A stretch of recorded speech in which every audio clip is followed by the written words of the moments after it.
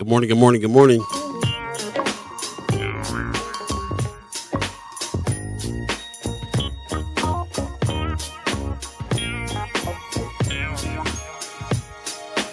Is this thing on?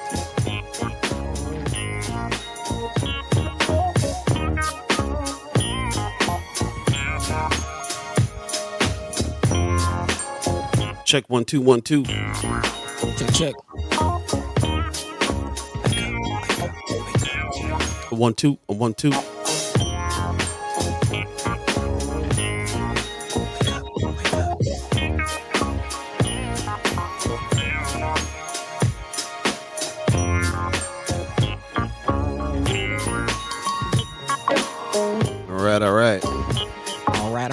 right. Hey, sound nice.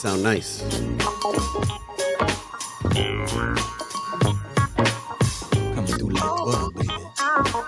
You hearing the music this time, right? Yes, sir.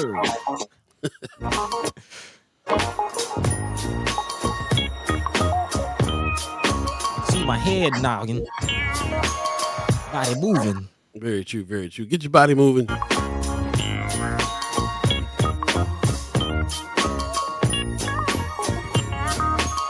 Shout out to Beth on the radio. Appreciate you. 1 2 1 2.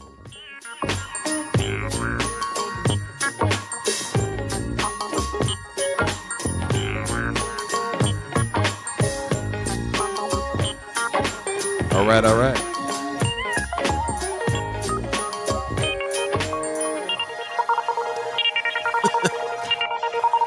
Good morning. You're listening to First Sky Omaha Radio. First Sky Omaha in the morning. All Beeee, Buddi3 Da Gawd, ghost listeners, chat chimers, and radio listeners, all in the house today on this Friday, May 26, 2023. Man. Is it? Yeah, that's right. Yeah. That's right. 23? Okay. Already. Man. Blink of an eye. It's already in 2023 for me. Yes, sir. Thanks for joining us. Appreciate you very much for joining us this early in the morning. Of course, we're talking to all the First Sky Omaha fam that likes to get up, between the 6:30 to 7:15 time frame to just talk about say what's happening. Yeah, man. Tell us how things are going. Give us a good morning, all that good stuff. We know about the 7:15 people that come in. Start to just want to come hear the news. That's cool too. But join us a little early. Say good morning, like people are doing in the chat right now. I got to shout out to everybody who's here. Judy Prinsley gives us a morning fam. Good morning to you. Amy H. says good morning. Good morning to you as well. We need to talk. We're talking about possibly doing a July 7th thing that I know that you told us that you wanted to help us put some things on. So Amy H. will be talking. Pops in the house says good Friday morning. First Sky crew and fam. Mad love from Las Vegas. Hey. Appreciate you, Pops. Amy H. No Dot says happy Friday all. She gives us some sunshine and some love, which is great. Appreciate that. We were talking about you this morning, too. Yeah. The partnerships. Big shout out to Heartland Ministry. Yeah, doing big things all the time. Or Heart Ministries. Say again? It's Heart Ministries. I always get Heartland. Heartland is a different organization that does like family things, but yeah, Heart Ministries. Yeah, I use Heartland out here in the Midwest a lot because yeah. That's funny because there was they talked about the Heartland in California. There's this grocery store called Stater Brothers that's pretty regional to the area, and their commercial for all these years has been the heartland in the heartland of America. So I grew up thinking the heartland of America was somewhere in California. Well, where's the heart? Yeah, that's funny. So then now I'm realizing that's not the heartland is in the heart of America. America, where we are now. So Rome's Reviews over here on YouTube. What's going on? Mara Sanchez says safety meeting this morning, then golfing this afternoon. Okay. Smash a little white ball. That's what's up. Hey. I'm down with that. Man. I've actually I'm feeling the itch. I'm feeling the itch to get out there on the course, man. Springtime come around. I'm like, why am I not out here smashing a little white ball? But I will say it's been so many years since I even swung a club. I'm gonna have to hit that driving range first before anything. Out there looking like Charles Barkley. Hit my own ankles with the club. Yeah. We don't need that. Wanda Lewis gives us a good morning. Good morning to you. Stacey Jean says good morning, First Sky Omaha family and friends with some sunshine. Appreciate you. Yeah, it is Interesting, sunshiny day today. It's Okay. warming up. It's warming up out here. It's a little rainy or something last night. I don't know what was going on, but um, a little rainy and the weather's weird. It's supposed to cool down a little Really? bit today. Yeah, so there was like I read something about a cold front. And I was like, what? I don't know they don't know what they want to do. Yeah. I mean, that's Omaha for you know, good old bipolar weather.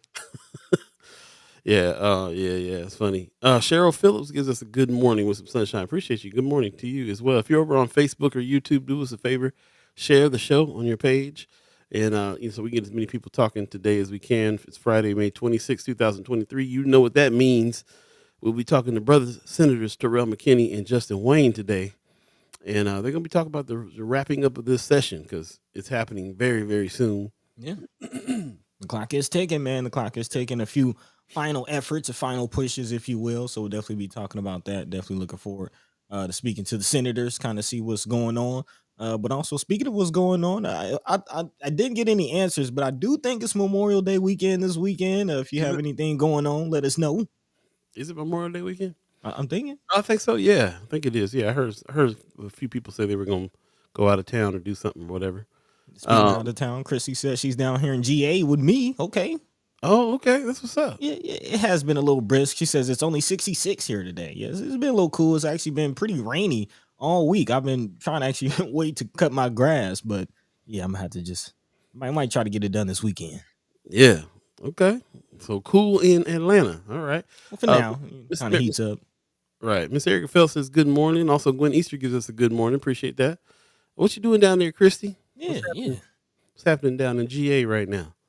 Um, you got any travel plans happening? We were talking about you flying out and you trying to get going out here pretty soon, right? Talking to me. Yeah. Yeah. Definitely. Looking to come back. Actually, should be booking my flight today. So, yeah, looking at before the prices get away from me. But yeah, definitely looking forward to coming to Omaha. We'll be there. Of course, we've been talking about a kickback. And First Sky has some interesting and exciting things that we're working on behind the scenes that I'll definitely need to come and touch base on. So yeah, just that and seeing family. So I would definitely be in Omaha very soon, kind of looking at late June, early July. So yeah. That's what's up, man. Yeah, we're looking at a July 7th date to do something. So we'll put that date out there just to see if you guys are amiable to that. We don't know exactly what we're gonna do yet, but that might be a time frame that we do something. It might be a little earlier than that, but we'll see. We're definitely planning on having, and maybe even a couple things, because I kind of want to have like a raw, tiny house kickback like we did that last time, and then something a little bit more formal maybe. So we'll see. Okay. We'll see. Chrissy Norris says my niece is graduating. She reminded me that it is the graduation season right Yeah, now, man. and everybody walking around in cap and gowns in Omaha, and realizing, and saying wow to everybody whose child is graduating that I thought was just born yesterday, or just born last year. Hey, you look up, man. The time flies, man. The time definitely flies. So big shout out to everybody who's celebrating. Actually, my brother is in town in Omaha right now. Yeah, with some friends and family going to graduations and things. So yeah, big shout out to all the graduates doing the Yeah. thing. Marlon Harrison gives us a good morning. Thank God it's Friday. Hear Yeah, that. man. We've been talking offline about coming on to talk about some of the projects that he got going on. He did some interviews with some alumni from North High that I thought He's was up. real dope. So we're gonna have him on Monday and talk a little bit about what he got going on as well. Appreciate you coming on in, brother Harrison. Also, Amy H. Dot says my son is in the Air Force and he's been overseas since 2000. Man, Man, that's a it's quite quarter a time. century now. Yeah. Yeah. That's a career man. But Yeah. that's beautiful that he's home visiting. Yeah, enjoy. Wait a minute. You got a son that has been in the Air Force since 2000. That's amazing. Also, Kind of doing the math. yeah. I'm like, say what? Wait a minute. I thought Amy H. No Dot was like 25. Amy H. Dot says we had a great Omaha documenters meeting last night. Ooh, good to hear that. Nice. Yeah, talk about folks that have a finger on the pulse of what's happening in the city and county government. That's what I'm talking about. Some impressive folks on the team. Nice. Yeah, thanks Nice. for the update. Thanks for the update. We're actually getting ready to do a little sharing of the space with the documenters in the office downtown there. So good team up with First Sky Omaha and documenters coming soon. Chrissy North says, me nor my siblings graduated from high school, so we make it a big deal when one of our children graduate. Heard that? Okay. That's what's up. Yeah, man. Yeah. Breaking the chains, man. Keeping it moving. Growth, progression. It's a beautiful thing. I was driving down 16th or something, man. I seen somebody had a graduation at the Orpheum. So they were all piling out of the Orpheum. People were walking up. The kids started chanting and hollering and hooting in the street and hugging each other. And I came right at the right time. I wish I would have filmed it. It was nice. And parents were coming around the corner with gifts, and everybody was running up to each other. I was like, man, one of the rare times in the city we see some happiness. Man, I'm kind of curious. Where do most people graduate? When I graduated, the Civic Center was still a thing. It was still around. That was kind of the main place that most people graduated. I'm kind of curious. Where are they doing that now? Yeah, well, like I said, I witnessed the Orpheum. Okay. I think I read. Oh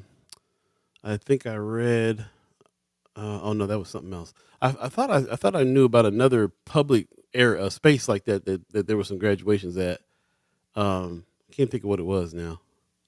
But yeah, let us know if you got anybody who's graduating, kids. Oh yeah, Baxter, Wanda Lewis has Baxter Arena. That's as a matter of fact, that's where I was thinking. Yeah, Baxter Arena. Somewhere they also there was big parties and stuff going on at Exarban, so that could have been what it was. So yeah, that's where the Baxter Arena is. That's the big one off of 72nd. Mm-hmm. So graduation season in full effect. Let us know if you got anybody who's graduated and you want to shout them out on the show. Yeah. And let us know where everybody's doing that at. Where's the graduations happening at? All my parties. All my DJ friends are all booked. 2 or 3 parties a night. Sometimes it's going down this season. Oh yeah, tis the season. It's a good season. Good season to be a DJ, man. So shout out to all the DJs getting down out there. Not just Crab Brand Gucci, but a lot of DJs in the area, man. So shout out. That's what's up. Speaking of DJs, what's going on with you, buddy? You been out here spinning the ones and twos lately? Man, I have not been on the wheels of steel lately. I actually kind of at a point where I want to upgrade my equipment. So I've been falling back, and I did have a spot out here. I was kind of a residency, if you will, was DJing at like a hookah lounge out here for like a year or so. But they since sold the building. So I haven't really put any effort. I just been doing other things, man. Of course, real busy producing and trying to build the We Outside show. Of course, trying to build this and move this into the next phase. So haven't really been focused too much on DJing lately, but I definitely want to get back into the swing of things. Pun intended. Yeah, I actually watched a couple videos recently and realized that there's some tools now that DJs are using that I was dreaming of when I was DJing. So, programs and stuff that break stems out, man.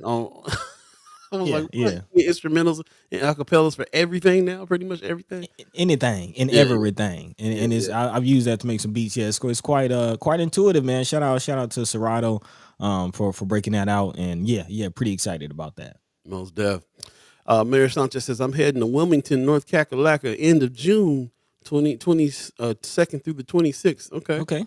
Yeah, we definitely you definitely need to come to the Chat Chambers Kickback. So I'm glad you're giving us some dates when you're in town. Need them tacos. Yeah, man. We'll consider that when we're planning what we're planning. So yeah, heads up. Stay tuned for that.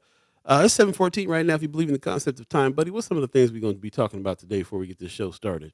Oh, well, of course, as we mentioned, we will be having the senators come on. So definitely talking about what's going on in the waning hours of the legislative session in the state. Again, still looking out for prison reform, and there's been some tension in the legislation. Actually, a couple senators calling out their colleagues about their stance on prison reform. So we'll definitely talk about that. I'll give you another update on LB 50. Looking at it again, what's going on with that situation. Also, mental health still a big topic in the legislature. Actually, Governor Pillen just passed a bill that people are pretty excited about. So they're calling it transformational. So we'll kind of talk about that. Hopefully, as I look more into it, I am getting the sense that it will be kind of something separate from what we've been seeing. Again, you gotta currently have to have a case in order to get some mental health assistance. Hopefully, this will kind of go against that or help change that. So I will definitely dive into what that exactly is. This new act passed by Pillen, and then also not talking about what he passed, but what he vetoed. again, hundreds of millions of dollars in bills and ideas that did not make it across the governor's desk. So we'll definitely talk about what's going on with that situation and how senators are responding. So again, definitely looking forward to our conversation with the senators. Yes. Also, looking at some other things in regards to OPS. Still trying to figure out what's going on with the board. That search for a superintendent is still alive and well. Barely getting some answers as far as timeline and dates, but we'll definitely look at what's going on with that situation. Again, a lot of controversy surrounding the search for a new superintendent, with actually a couple members of the searching committee stepping down. So again, well, hopefully they're getting it together, but we'll see. We'll see. Yep. But yeah, other than that, man, there's a lot of things going on. Of course, as always, if there's anything happening on your hearts or your minds that we're not discussing, feel free to drop that into the chat and we'll try to get into it. Because again, our goal is to engage and discuss with you and get down to the bottom of what's really going on and what matters to you the most. So again, conversation rules the nation, as we always say. Really appreciate everybody for tuning in, all the chat chimers, all the ghost listeners, Paul B, Buddi3 Da Gawd, everybody in attendance. Let's go ahead and get this thing started. Let's do it.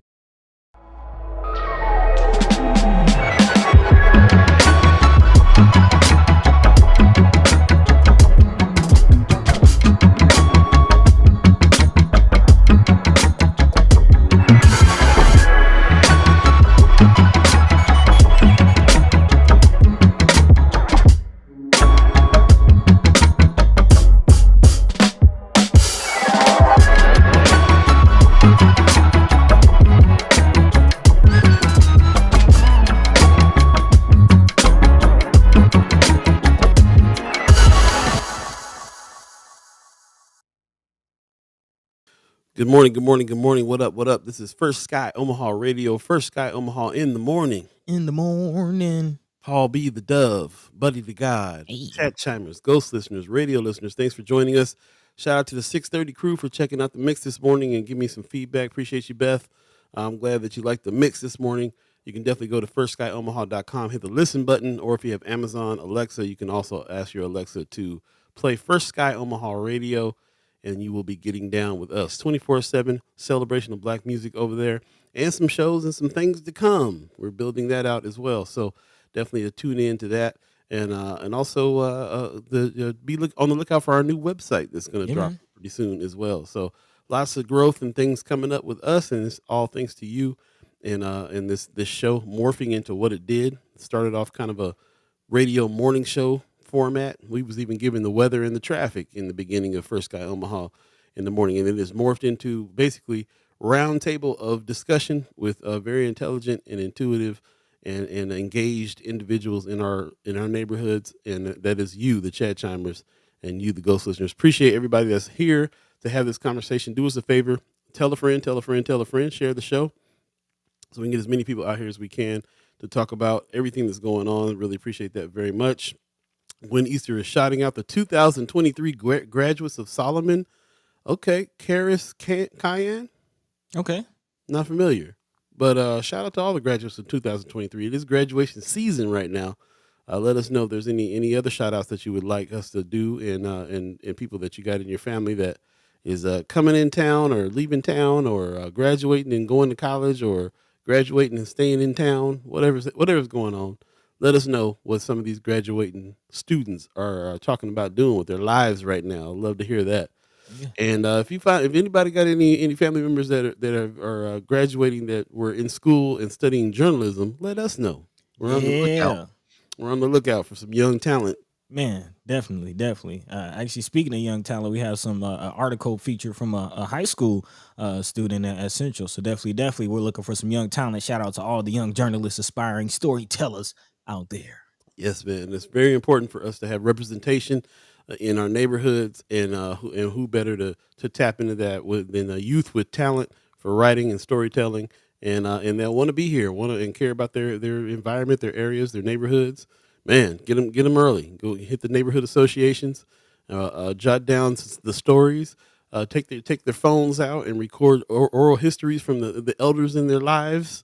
All these things are very, very valuable pieces of journalism that we could be building here in our neighborhoods as well. So Kind of just Yeah. had an idea. Amy H. Dot is has there been any conversation about documenters? Maybe we could get some students in the documenters program. That'd be a perfect education tool. Super dope. Super dope. Miss Erica Fell says one of my third generation childcare babies just graduated Benson this week. Cashmere Hill has the world before her to grab. I love it. Okay, I love it, man. You the third generation childcare babies. That's what's up. man, You been doing forget it for a about while. that. You forget about people that are in the field of childcare and how that's their babies too, man. They watch them grow up and graduate. They babies go on to have babies, and yeah, life goes on, man. It's a beautiful thing. For sure, for sure. We're gonna go ahead and jump into some news. 7:21 right now. If you believe in the concept of time, like we said, we'll be anticipating Senator Justin Wayne and Senator Terrell McKinney. Put some respect on their names coming in, letting us know what's going on, and talk about what's happening in the legislature. Man, we're getting to the point now where the brothers call up when they're excited about something, and they called me the other day. Said, "Did you hear Ann Linehan go off?" I was like, "That's what's up." Yeah, yeah. I had tuned into the legislature right as she stood up and spoke. Oh man, So we be talking about allies a lot on this show, and we there's certain names that stand out, but then when you forget about others, but then they stand up, and you're like, oh, that's right, I forgot Linehan gets down too, man, So yeah, we'll be talking about it and talking about what she has. As a matter of fact, we might even play a little clip of what she had to say in the legislature the other day. fiery indeed. Yeah, Yes. definitely looking forward to the conversation with the senators. But in the meantime, in between time, let's kind of stick with this education track. Again, we're talking about graduation and of course, a lot of people matriculating and making their way across the stage now. But there's still, we still got students that need to go ahead and graduate. We still have students that we need to make sure that they also get to get this experience, and they also not only get the experience, but are equipped when they make it to this experience. Yeah. And what I'm talking about, of course, is finding the right superintendent for OPS, the largest school district in the state, and is without a leader right now as far as a superintendent. Of course, Dr. Cheryl Logan stepped down earlier this year, and there has been a lot of controversy surrounding the search for a new superintendent. And hopefully there is some clarity. Again, the Omaha Public Schools Board did approve a new timeline for a superintendent search. Of course, after lengthy, intense debate. This whole search has caused a couple of the committee members to step down, feeling like they haven't been heard. Actually, 4 board members, Margot Juarez, Jane Erdenberger, Nick Thielen, and our own friend of the show, Beeee, all voted against the timeline, while the 5 other board members supported it. The timeline, which spans roughly 9 months, begins with public input through an online survey, which will begin in mid-May, and ends with finalist interviews and superintendent selection, which is set to happen in mid-February. Both Beeee and Ms. Erdenberger both said they were against the timeline because it lacked early input from the entire board and didn't include enough time for stakeholder input. According to the approved timeline, the public will be able to give input through an online survey in both May and September. Board members won't be officially interviewed until September, with stakeholder meetings taking place not until October. So a very lengthy timeline. I'm not quite sure why it's taking 9 months to do this, but very interesting. And again, this is something that we're looking at because there's a lot of talk about what direction public schools are going. Of course, we have CRT still waning, in the background. Of course, we're still looking to get support for students who are of the LGBTQIA community. And depending on what superintendent we have coming in, that could have a big impact on which direction our schools will go. And we'll kind of get into this article from Central as far as where they stand now and what improvements can be made.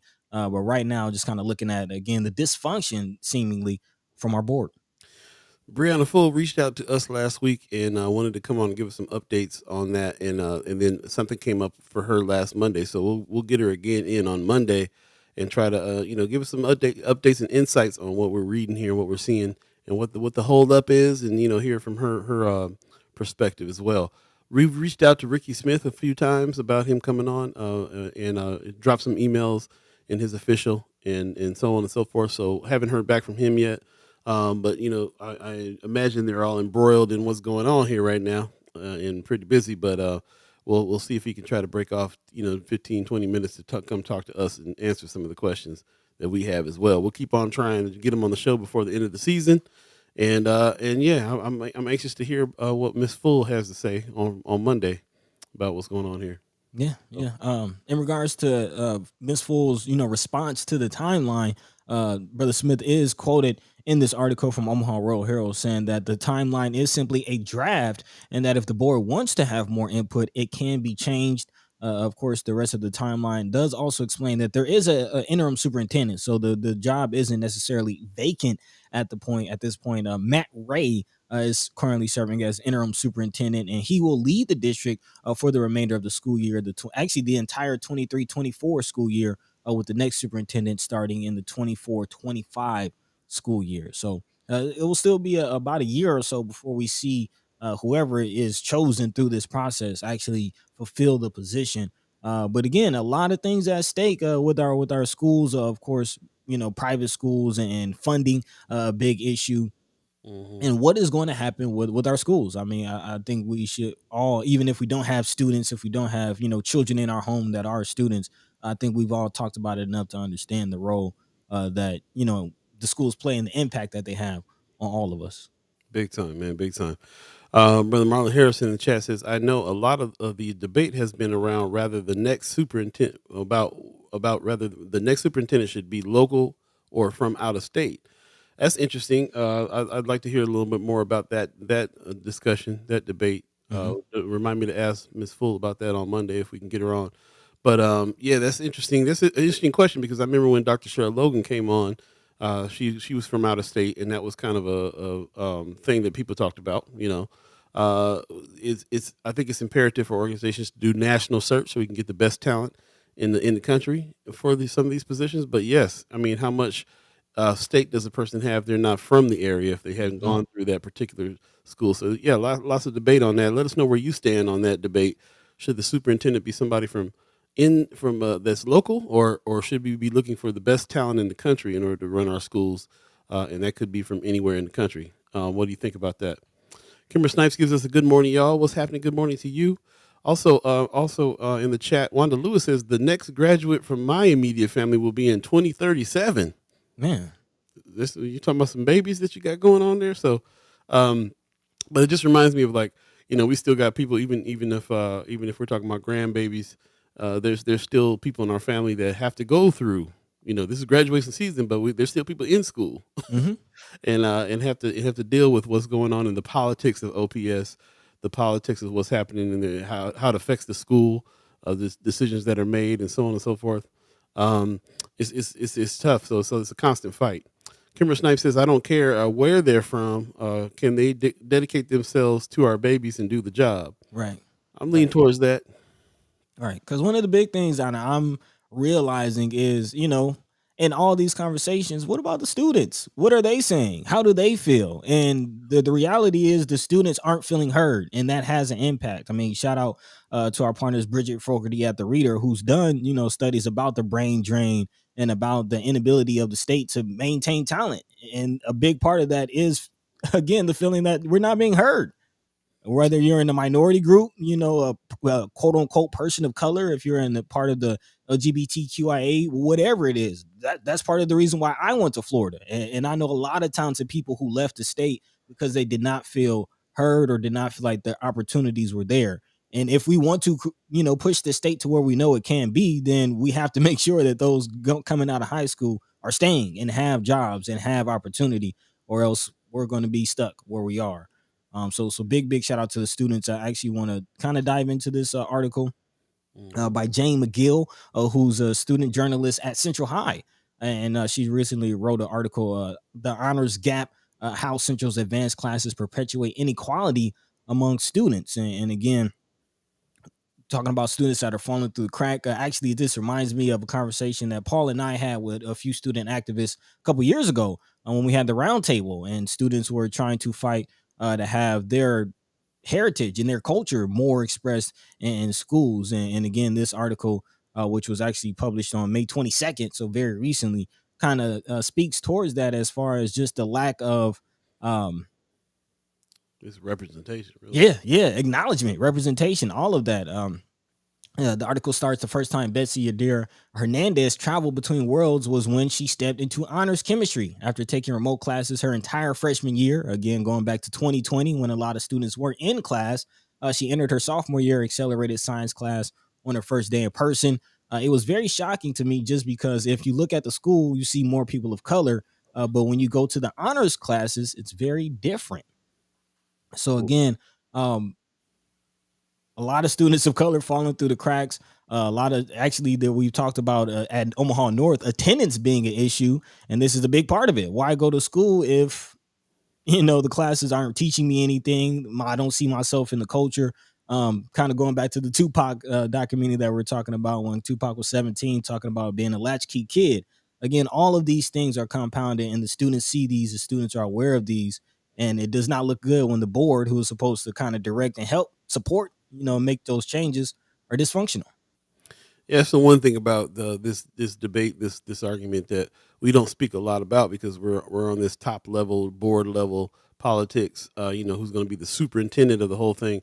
We very rarely talk about what the kids are talking about or what they want, and all this stuff is affecting them. And these kids ain't dumb out here. Right. These kids know exactly what's going on and exactly what's not going on. They're paying attention to what's being taken out of the curriculum, taken out of books. That round table we did a couple years ago, that's what that was about. Was about social studies books and what was going in them, what was being taken out of them. And these kids were very acutely aware of what was going on with them and what was going on with their education, and we're asking for them to not take out certain things and put in certain things so they can learn about themselves more. So that's the unfortunate part, is that the kids are the ones that are suffering, and it's not even like they're not aware that they're suffering. They're actually absolutely aware and tired of this mess too.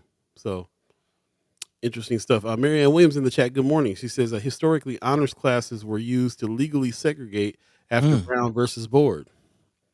So it's still doing its job, which is very interesting. Yeah, actually reminds me of stories that my mom used to tell me about when she was in school and she was in honors classes, and a lot of her peers that she grew up around, weren't.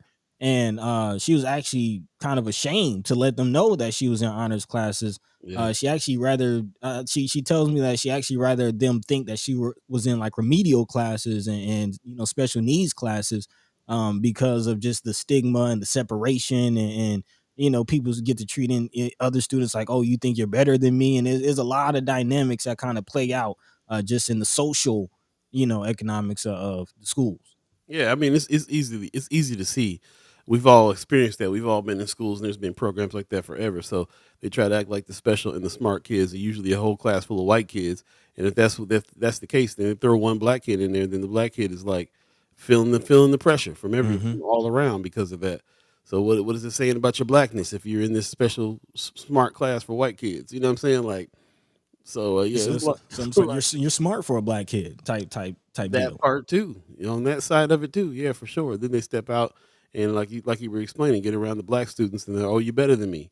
So they're not good enough anywhere. And all they're trying to do is learn at the capacity that they need to learn, which is crazy. Gwen Easter gives us a shout out to my children kid Elijah, who received a full ride scholarship to college. I love seeing him walk across that stage. I heard that. Beautiful. I do want to jump into the chat a little bit because it's getting away from us here. First of all, earlier in the chat, Vicky Young gives us a good morning with some sunshine. Good morning to you. Kimber Snipes is still out there saying that she's getting some great info down here at NUSA. Okay. Forgot what NUSA stood for. Neighborhoods USA, I believe. Oh, nice. Okay, that'll work. That woman says, Boogie, her oldest son, or her son graduates next year. That means he's home for the summer now. Help me. Does Boogie do some writing? Is he doing some journalism around here? Yeah. If he's down to do some writing. Stephen Abraham in the chat, he said, we made it through another rotation, and today is my born day, so I'm even more grateful. Hey, happy birthday. All right, brother Abraham, that's what's up. Yeah. Abram. I always say Abraham, but it's Abram. Is it Abraham? Yes, Abraham. Am I saying it right? Okay. Abraham. Got it. Yes. All right, I appreciate you, man. This is a long time. Hey man, you know me, my California. Gotta get your readers, man. Gotta get your readers on. I appreciate you, brother Abraham is a long time friend of Sky Omaha, and you kind of been around since minus old days, I believe. Yeah, so, man. Appreciate you, man. Marianne Williams says good morning, LPS hired a DEI director from North O. I'll find the article and post it in Friends of First Sky. Will DEI bring change? Hope so. We Hmm. kind of came to some conclusions about what we believe about that. They usually always that position don't let that position do much. I feel like, but they do hire very very talented people in that position that could make some change if they let them. The gatekeeper. So we'll see what LPS lets them do for sure. Also, let's see. Kimber Snipes is doubling down on what she's saying about the superintendent being in town or out of town. She says you can get someone from Omaha and they still not care about the kids. Mm. I'm going to tell my friend to apply from Omaha and lives on the East Coast and now has a superintendent certificate. Okay. Didn't even know you get a certificate for that. That's interesting. Yeah. Hmm. Also, let's see. Miss Erica Felt is the co-signing on you. She said, "Buddy, that's real. I quickly played my way out of talented and gifted because none of my neighbors were in it, and it was very segregated." Yeah, man. Yeah, it's definitely. I mean, I was in a lot of gifted programs and a lot of, a lot of those things, and you do kind of feel like you're singled out. Like, oh, you're not like the rest of the kids. Come over here. You know what I mean? And it's like, but these kids are smart too. Yeah. Kimber Snipes says, I was in honors English and world history, and I had no black classmates. She says, I don't remember having any Latina either, Mm. Latin either. So, yeah, I remember going into, there was a couple of times I got recommended for those gifted classes. A couple of anomalies for me was it's a different scene in California. There was always some brown people around, what was going on where I was at. And also, I don't know. I think this is just a thing for me. I think that I in particular had a family that, um, one of the biggest things that was instilled in me from my family, which is my father, my mother and father, grandparents that were in our lives, uncles and aunts that were together and in our lives, real heavy, all the cousins, um, and the grandparents who kind of set the tone for everything that were in our lives pretty strongly as well, and great grandfather, to be honest. Mm. They taught us that we could do anything and that we were exceptional, and and nobody can tell you otherwise. So when I didn't feel the pressure of being in the gifted class, and I didn't feel the pressure outside of the gifted class either, because I always had this kind of attitude like, you supposed to be in there with me. What you tripping on? We supposed to be smart out here. You know what I mean? Like, Mm-hmm. Mm-hmm. and I know now it's not because I'm any different. I think it's because I had an exceptional amount of family that supported me, um, socially, so that I did not have to feel the pressure of being of fitting into any groups around me. But that was just me, because I know most of the time, there, like I had there was always a time my aunt, my mom, dad, they would show up at the school anytime I was feeling weird. Like, Mm. I better quit tripping around here with him. You know what I mean? Like, Oh yeah, I mean that definitely plays a difference when you have family that's invested in the child's education. But that goes back to also what we've been talking about as far as supporting the families right, and support the family. making sure that education is also being supplemented at home. Most deaf. And it just made a difference, and I'm glad I can speak on it now. And I realize that it's different. I thought everybody had that, so they made me feel so cool for doing stuff like being smart and going to these classes that none of these young kids could make me feel no kind of way about the fact that I was doing it. And But that's the that's thing. that's an anomaly though, for sure. That and it shouldn't be. That's the thing. Like making, education cool, making being smart cool, making, being other than an athlete, a rapper or an actor cool. Or what I think I heard a statistic that about 43 to 45% of Americans believe they have what it takes to be a social media influencer nowadays. Yeah, it's the major number one job kids want. Come on, man. Where's the scientists? Where's the engineers? Where's the doctors? Like, come on, man. I saw a meme yesterday that said even on Gilligan's Island they listen to the professor before they listen to Mr. Howell. All right. It was a great deal. Let's jump into the chat a little bit more. That woman says Boogie starts work soon from home in the IT help desk at Werner's. Okay, that's Okay. He said he's also now on my child care license and made clear he's to be paid. That's you know what's going on. So does he. Kira Snipe says, "What's up with the bone ladies and gents? I'll be back Sunday. What you talking about? What's the Talking about bone some lady? dominoes, some Oh oh Dominoes. oh oh oh oh oh. She ready to get it going. Yeah, yeah, yeah. I'll be there late June. I'll be there late June. Wanda Lewis reminds us all Omaha property owners have a stake investment in OPS. Yeah, so it's not just about the kids. Like I said, OPS is like its own little city, and they got the budget to prove that, and they do Yeah. really affect everybody in town with that. Let's see. Kimmer Snipe says LaDonna Griffin, who just got an award for the Malcolm X Foundation, also has a superintendent and certificate. Okay. So there's some candidates here in town, is what you're saying that they could be looking at. We'll see what's up there.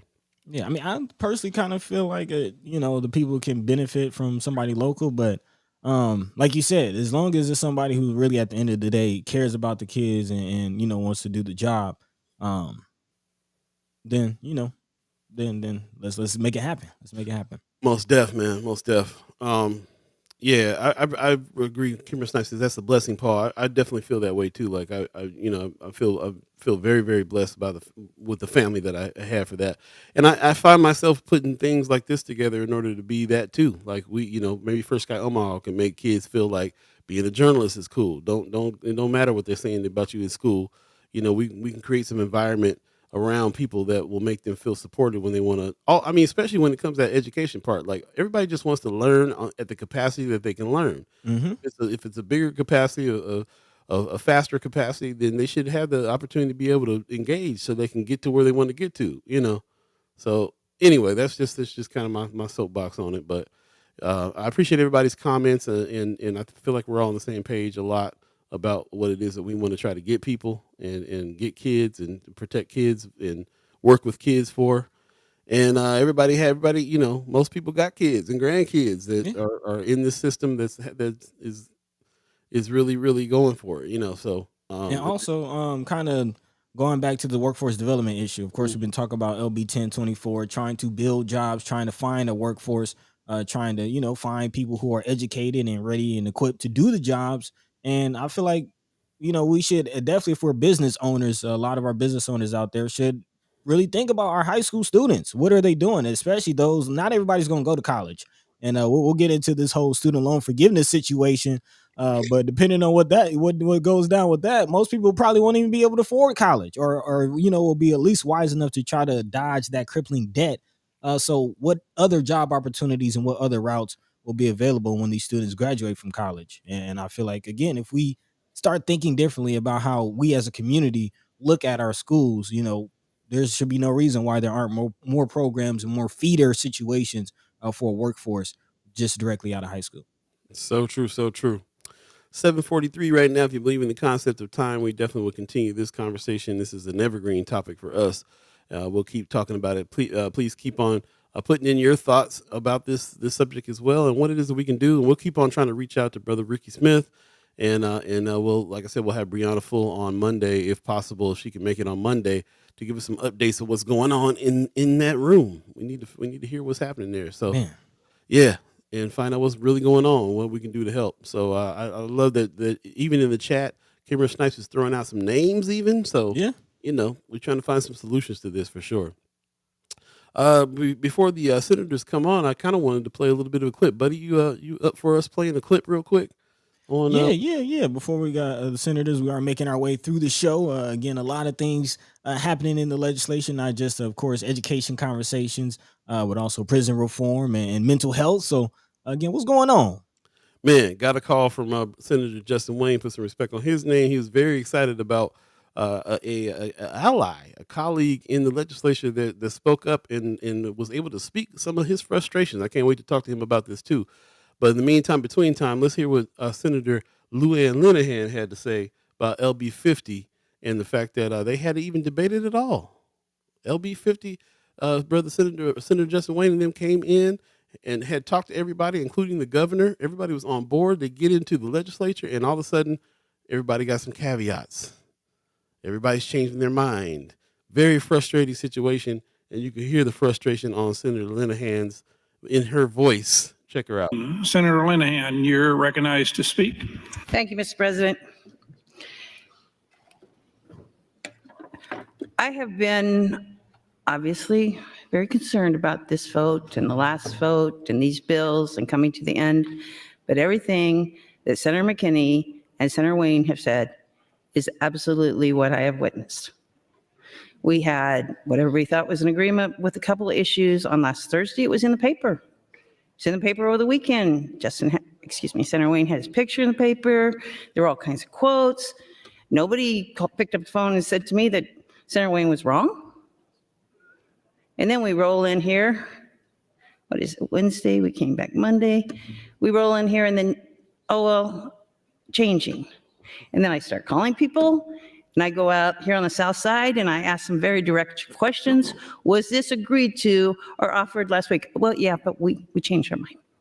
No. He's been in the room with everybody. I've told people, I'm going to say it on the record. He's a senior senator and a chairman of a committee. And he has been having to chase people around. It's not okay.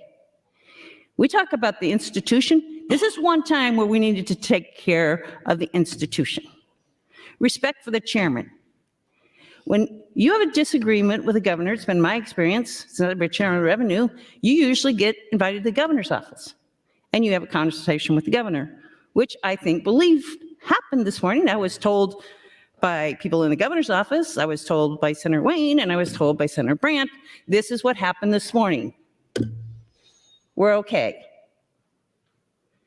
Now we're getting letters from county attorneys. Really? This will make it abundantly clear I'm never running for anything again. So we're going to worry about a bunch of county attorneys who make what? 12 times what we make down here?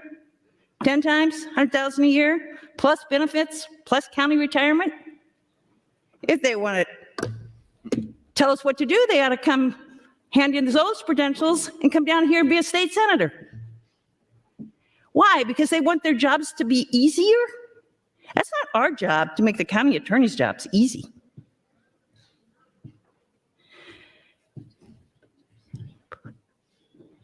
Senator McKinney knows about what it's like to be a kid and thrown in the juvenile. He escaped somehow, I'm not sure. He's never shared that with me.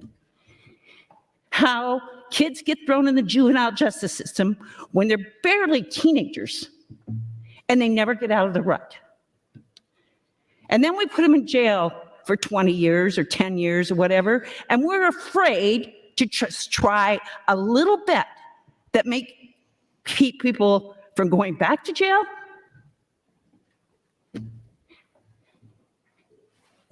Our job is not to make county attorneys' jobs easy. It's just not. Our job is to make Nebraska a better place. And we're not a better place if we have people jamming out. We're also supposed to believe, at least some of us, I think, in redemption and forgiveness and second chances. That's all they're talking about here. We're not opening the floodgates. We're encouraging people to get some programming, some classes, some hope in their life before we walk them out the door with not a penny to their name, and they'll go right back to the people that got them there in the first place.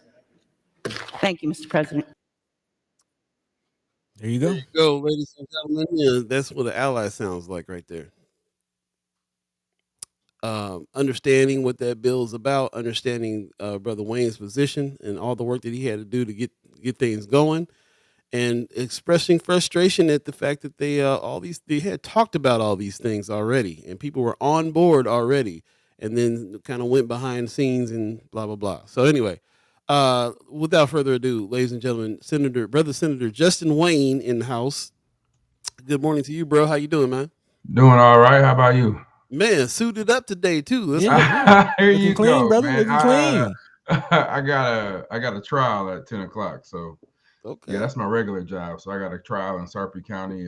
So while I'm down there till 12 o'clock at night, I plead my clients to not be mad at me that I'm still working on their cases and I got to get things done. So Man, and even in the midst of that, you still got to hunt down senators to get them to stick to their word, man. So we appreciate you. We appreciate you always hearing more about, the 5 jobs that you got and still getting things done. So we definitely appreciate you. Can you kind of speak to, the clip that we just saw, what Senator Ann Linehan had to say, and, what was that going was one of on? the most powerful, like when you were, I was so mad I was getting ready to walk out of I was actually walking out of the floor.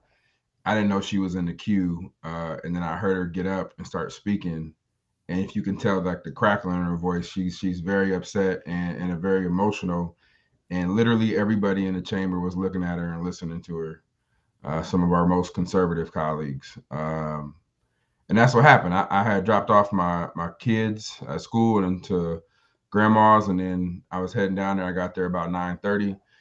As I was walking in, Senator Brandt said, "I just got called to the governor's office. You need to come with me." And so we went down there, and there was only one issue left: 85 versus 80% on parole eligibility. We're not letting people out. We're talking parole eligibility. You still got to apply and go through the process. And to put that in perspective, on a 40-year sentence, we're talking a 1-year difference. 1 year. Wow. So on a 40-year sentence, we're talking a 1-year difference. And the governor said, that makes sense. Let's make it happen. The attorney general backed off of his opposition. So we walked out, and many of my colleagues said, all right, we got a deal. We're going to get this going, and we're going to set up this framework for McKinney and others in the future to keep looking at this issue. We got a committee that McKinney's going to be on. And next thing I know, people are speaking out against it who were in the room saying they were okay with it. And so it kind of just snowballed from there. I didn't speak a whole lot because I'm gonna let them dig themselves a grave. And so on final reading, I'm just gonna go back and take all the notes they said, and we're gonna figure out from there if I want to go toe to toe, or at some point you just got to remember you got the votes, or if you got the votes, you got the votes, and keep it moving. So it's easy to do things for the clips and for the likes. It's hard to do the work. Right. That's real. That's real. But what she's talking about is, she's a chair of revenue, and what she experienced. People don't remember. Me and her were district chairs for redistricting. And if you look at what we did, we were able to accomplish where we still had 17 Democrats from my perspective, that could hold the line on the filibuster, although that's not always the case. And I'll let people in the chat chambers talk about that. But we did a good job redistricting. We had a shot at Bake Congressional District 2, which is now fair for a Democrat to run in. So we did a lot of things together, but I also saw her as revenue chair on the biggest tax incentive package that was passed a couple of years ago called 1107. She had many of the same things happen to her, and it was because she was a female. And so I'm not saying what happened to me was because of race, but no other chair was getting treated the way I was getting treated. And so, when people would point blank lie to each other, lobbyists would point blank lie to each other. She just walked out in the hallway and said, I don't understand. And that was kind of the whole feeling on the floor. Like, you literally had people say, yeah, I'm agreeable, and then get up and speak against it. And it was one of them weird moments. But, thankfully the relationships that I built and the hard work that I built, we were able to prevail on a 35 vote. And the biggest thing really is, for the first time in at least the last 20 to 30 years, law enforcement split from the county attorneys. And so they've always been in lockstep. But the problem is, we know a lot of folks who are jamming out, and many of those folks, we don't want to jam out. And, it ain't a question of if there's going to be another Nico Jenkins. The question is when. You just let folks walk out without any success around them and about the right support systems, they're going to fall back into the same thing. And oftentimes when you go to prison and you walk back out, you're actually a better criminal than you are a more successful citizen, right? So we got to prevent that. And so what law enforcement are saying now is, hey, in the 90s, we locked up a whole lot of folks. In the 2000s, we locked up a whole lot of folks. They getting ready to jam out. What we gonna do about it? And so last year we had 800 a little over 850 jam outs. And so for people who don't know, jam out is when you they knock on your door or open your cell and they say, all right, grab your stuff. You going home. And so you ain't got no job, you ain't got no support systems. You just sat there and didn't get any programming and any help, no transition. We get you a bag, and hopefully you already told your ride when to be there. Otherwise, you're going to be sitting out there waiting for your ride. And oftentimes those people call the same people who helped them get there. So they're going right back into the same environment. And so we had 850, a little bit over 850 jam outs last year. I could put the link of the news story in the chat. We And got 300 and over 350 came back to Douglas County. wow. And those are our worst offenders. So how it works is our class 3 and 4 felonies, which are our lower felonies, they got post-supervised release. But our class 1s and 2s, we're talking gun crimes, sex crimes, violent crimes, they don't have post-supervised release. So they jamming out. And That sounds backwards. It's completely backwards, right? So we're just trying to create an eligibility for parole. And so the reason is, part of the other reason is judges are doing a lot more flat sentences. We used to give a range of 3 to 20, and that 3 number is your parole eligibility. So you got time to be on parole and time to be supervised. Now they're giving 20 to 20. So these flat sentences made up for over half of these people jamming out. And so everybody agrees jamming out's bad, but politically, people are scared. And we got to have the courage to do something. And finally, this body is saying, we're going to side with the boots on the ground. We're going to side with the cops. We're going to, me siding with the cops sound crazy. Senator McKinney siding with the cops sound crazy. But at the end of the day, we got to make sure these people come back into society be ready for success, not ready for failure. Can you kind of speak to that separation between the police and the county attorneys? Like what is their disagreement? So the biggest thing is parole eligibility, right? So they feel like at the end of the day, we shouldn't go back and change sentences, not really change sentences, but allow for parole. We shouldn't do these things. It should be going forward. And the cops are like, going forward, that means for the next 20 years, we got people jamming out. And it's the cops who are dealing with them. It's not just the Omaha police. It's FOP was supporting. That means the rest of the law enforcement across the state, right? So they're all saying, look, they're coming back to our community. Kearney had 11 people jam out. Now that doesn't sound like a whole lot, but they only got 5,000 people. So you do 11,000 per year for 5 years. Now you're talking about a significant population that's just jamming out back into their community. So law enforcement is saying, look, we need to make sure they're supervised. We need to make sure that they are set up for success. They have a job. If they're an ex-gang member, they're not here hanging out with gang members at the lake or on the deuce. And so, like, we got to make sure that they're successful. Otherwise, we got to deal with them. We got to go tell the family that one of their loved ones got killed. We got to go investigate and deal with these witnesses who are traumatized. Nothing against county attorneys. They do their part. But there's a difference between somebody just pressing charges in a courtroom and somebody out here on the front line dealing with these individuals every day. I mean, that makes really perfect. That makes really, really good sense to me about why the police force would not want this to happen. What I'm confused about is why would the county attorneys say otherwise? Why would what are they trying to achieve? So, I mean, the county attorneys historically are just no to everything. And so it's easy for them to say, I'm tough on crime, lock them up. The problem isn't parole. The problem is corrections isn't getting enough programming. And our issue is, I don't care whose fault it is. We got to make sure it stop happening. Right. Like at the end of the day, I don't want to sit back and be like, sorry, another Nico happened. And somebody gets out because they jam out and they want to go back in, so they just go commit a murder. I mean, we're gonna go around and say, well, not our problem. We had an opportunity to solve it, but we chose not to. Like that just don't make sense to me. So the biggest thing that we're also in LB 50 is we're setting up a committee, which McKinney will be on, because I'm trying to pass the baton. Is around sentencing. Once we can get a sentencing structure that works, then the programming and everything around it is better.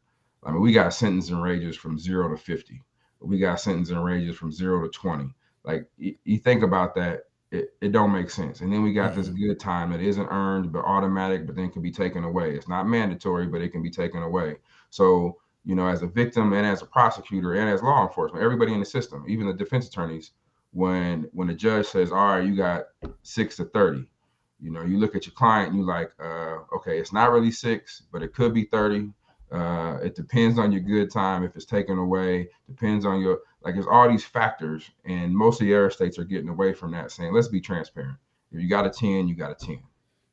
And we're going to allow you to earn some good time. So you got to earn your way off to maybe get some parole early. We ain't just going to give it to you. But there's a complication around that. Then that means you got to get rid of mandatory minimums, because if you're going to make it earn, you got to make it earn. You can't make it, you can earn some, but not the other. So there's these complications that people just don't want to have, because it's easier to say, no, I ain't doing it. Just be tough on crime. Just be tough on crime. Watching the legislature yesterday is funny, because a lot of certain senators got up and was real confused and was asking a lot of questions about these sentences and understanding about what would you say what kind of time is it that they can get off? Good time. Yeah, the good time. They were real confused about good time, but then you summed it all up and you were like, that's my point. It's overcomplicated. We need to simplify it. Like they making your point for them by asking all these questions about it. I thought that was interesting. You know, and I want to say, because there's a lot of talk about the governor and the vetoes and all this stuff that happened and about North Omaha. But honestly, if it wasn't for him, LB 50 wouldn't be passing. Like he said he could live with 80, and really it's his Lieutenant Governor, Joe Kelly. For those who don't know who Joe Kelly is, he was a former prosecutor in Lincoln. He was our Don Klein in Lincoln. So he was Lancaster County. Then he became the U.S. County Attorney underneath Trump. And now he's Joe Kelly's Lieutenant Governor. Governor Pillen's Lieutenant Governor. But the reason why that's important is because it's different perspectives. And so the first thing in our meeting a couple months ago is he was like, he looked at Don and looked at some other people and said, I know exactly where you were. I mean, I was on your side fighting all of this. He said, but now I'm on this side and I'm looking at the budget. And we got some older individuals in prison who our healthcare costs are going out the roof. And if we can get them out of prison and get them into a community where they're being supervised, and even if they have ankle monitors, now they can get on Medicare and Medicaid. And we ain't bearing that cost. He's like, we got to look at all of this. And so he was supportive of geriatric parole, making sure that nonviolent people who are 75 and older can get back out in the community, even if it's ankle monitors or whatever, but they're nonviolent and they're 75, 80 years old. Why are we burying some of that cost when we don't have to? Come on, Brother Poindexter. Yep. My mind. Just want to jump on in here because we also have our other brother senator in the house right now. Terrell McKinney is in the house. Good morning, brother Senator Terrell McKinney. How are you doing this morning, bro? I'm all right. Doing a little better. How y'all doing?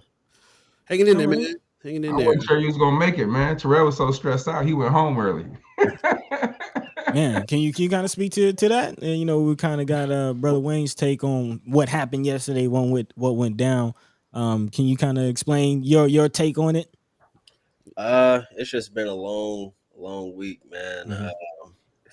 It was frustrating just talking to him and understanding what was going on behind the scenes, and just every step of the way, it was another barrier put in place. You'll get an agreement this day, another barrier. You'll get an agreement this hour, another barrier. And it just was like, man, like, what are we doing here? You guys, voted to build this prison, but y'all also understand that it's going to take 5 years max.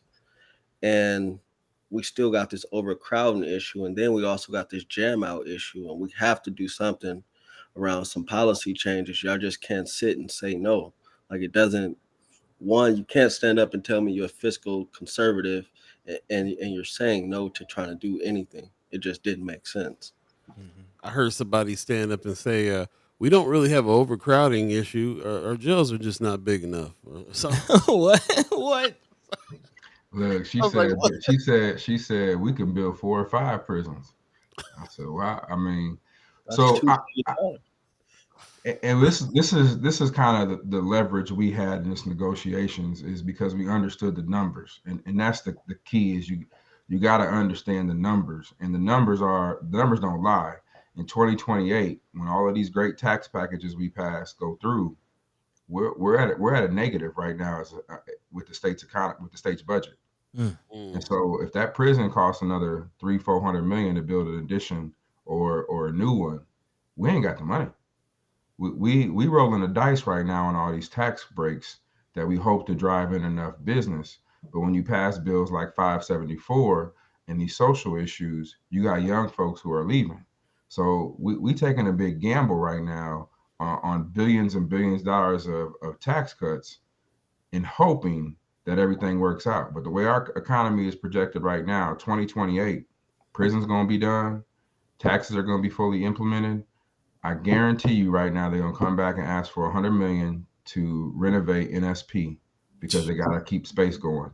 And then they're going to ask for another 100 to 200 million to add additions to the new prison because the master plan already says we have to build 2 just to maintain our current. And at that point, there's going to be a hard decision.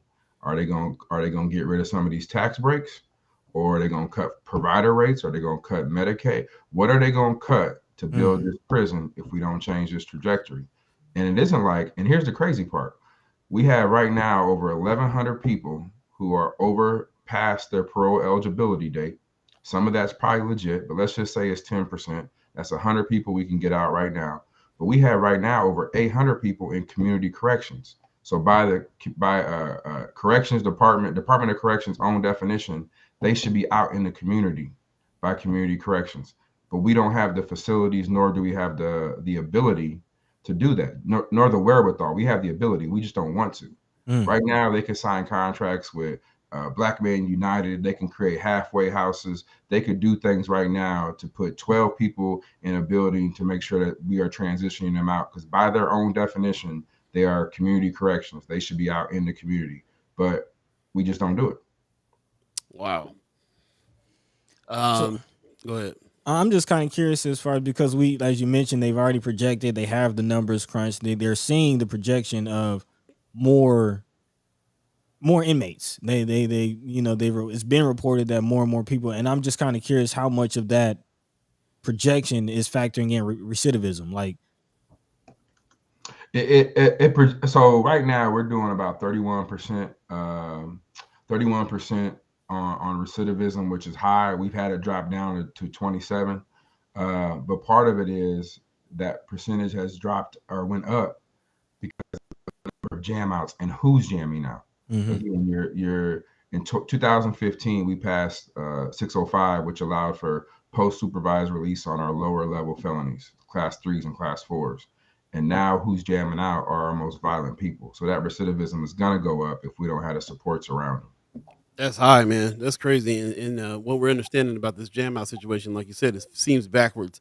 All these worst offenders are the ones that are jamming out, which means this is probably a high percentage that's going to go back because of that. And that's really crazy. I got a quick question, Brother McKinney.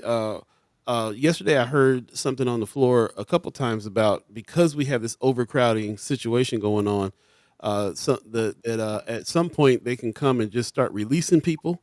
I kept on hearing I don't know who would have the power to come do that, but that was we were wondering if that was a fear. If since we're in this overcrowding crisis, can the government come and just start releasing people? Because it sounds like they were scared of that. The people that were talking about that. I don't know the exact process, but I do know if it continues to get worse, that the feds could step in. They stepped in other states to try to force things to get better. So I'm not educated on the exact process of that, but I do know that if it continues to get worse, the feds could step in. I think it's called like a consent decree. What's the barometer though? Like You're how wondering bad? about that. I thought it was already bad. I thought the national overcrowding emergency was acknowledgement that it's bad. Like it's an emergency. Like how much worse does it have to get? So this is the weird dynamic that we face, is that we thought, when I first got in the legislature, people thought the feds were already going to come in, and quite honestly, the Biden administration has not moved the ball. People might not like me to say that, but it is what it is. Right. The Trump administration, honestly, for criminal justice, they did a Second Chance Act where they've reduced and allowed people second chances back that are normally sentenced to life. So they've done some, because it's a conservative issue. Like, what's crazy is this is now a conservative. You look at the American for Prosperity and these crazy, I don't say crazy because they're on my side right now. So you look at these groups who are super conservative, they're making the same argument, saying, one, our workforce is down. We got to train people up. These people are looking for good paying jobs. Like, we got to figure this out.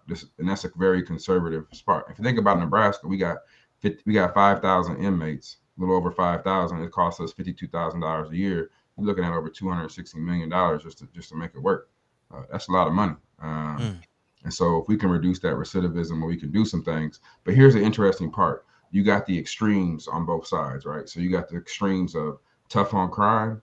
Then you got the extremes on the other side saying, keep it the way it is. Don't do anything on criminal justice reform. Let the feds come in and let people out. Let's blow up the system. Wow. And so you got to balance that, because right now I recognize my criminal justice package doesn't go far enough, but I also have to balance that. I can't let the other side say, see, we've already done criminal justice reform, we're done. And so you got to walk that line of, we got to do something, but understand this isn't enough. 8:11 right now. If you believe in the concept of time, you see here we're with the brothers senators Terrell, McKinney, and Justin Wayne. I'm gonna go ahead and put that link in the chat real quick. This is from that article on states with the most unsupervised release of inmates. Okay, cool. That in there real quick. Miss Erica Felt in the chat says has a question. Can the mental health proposals be funded by the 131 million surplus in the welfare fund, since this is a public welfare issue? It could be. They're doing some things with TANF. It could be. They're doing some other things, and the governor's doing some other things with TANF, and this is one of those things that if we had one more person up there, we would have made sure that they focus on the HHS committee and focus on that. It's just we spread too thin to fight all those battles. I hear that. I'm glad that you guys are talking about the actual issues here. I'm definitely caught up in the drama of the legislative floor. It is my new soap opera, so I love watching it.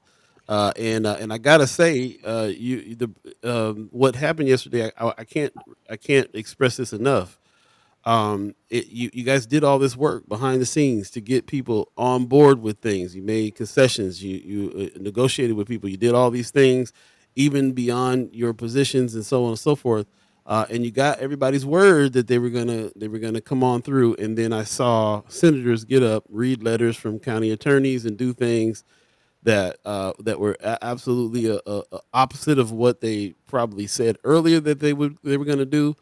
And for some brothers, that's basically like we playing bidwiz and y'all reneged right now, and we, that's come across the table time. So to watch out, I can understand your frustration, and to watch what has to happen after you had that frustration and what you got to do after that is kind of what I want to speak to, because I understand that emotion.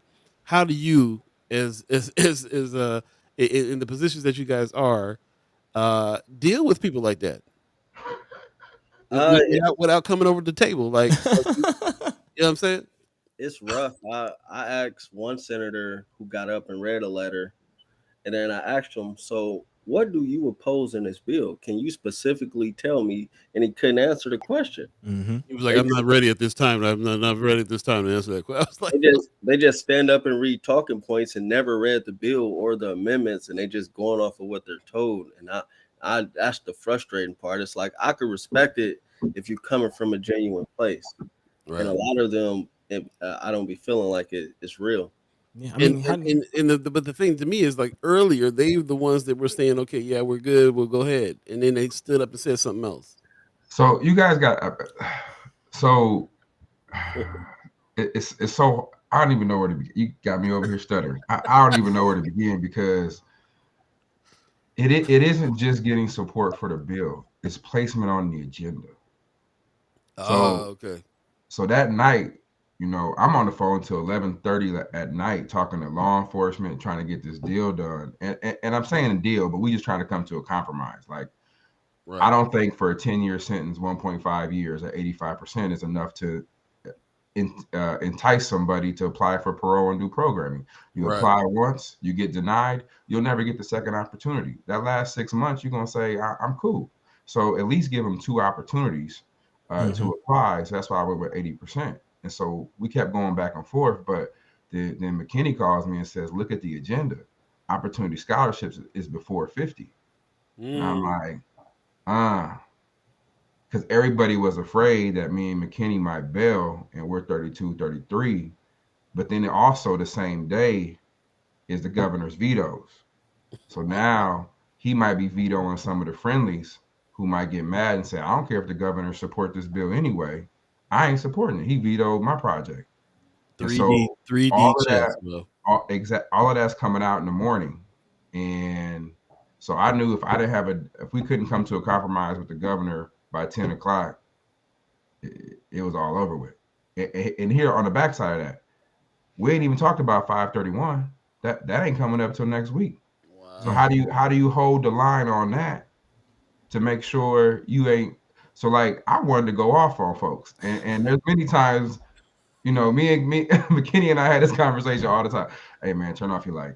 Turn off your light. Just Man. don't push your button, because that's why zero-sum games don't work for us. Because it just, we negotiating at a deficit already coming into this. And so so the whole time we just, and so on 531, so on the scholarship, I said, look, McKinney, I pulled him aside. I said, look, being 100, I was just like, I'm staying. I'm putting faith right now in folks, and I got no reason not to. But I ain't trading this vote. I don't really trade like that. So we just vote your conscience, and we went with our conscience. And I think that's part of the reason why Luann was so upset, was because we've been getting jerked around this whole time, and we just been transparent the whole time. And it's like, what else are we supposed to do, y'all? We don't went through, like, the person arguing against the baby habitual is the one who wrote the language.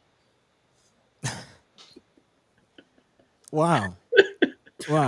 And I'm just like thinking, all I can think of is, you wrote the language and gave it to me and said, okay, I'm cool with this language, and now you're getting up saying this is a Terrell part of statute. this is why the wheels of democracy turn so slow. People are fickle. First of all, shout out to Senator Linehan. She's, shout out to the ally. You got stay with me for a minute. I'm gonna break left for a second. I'm not a sports dude.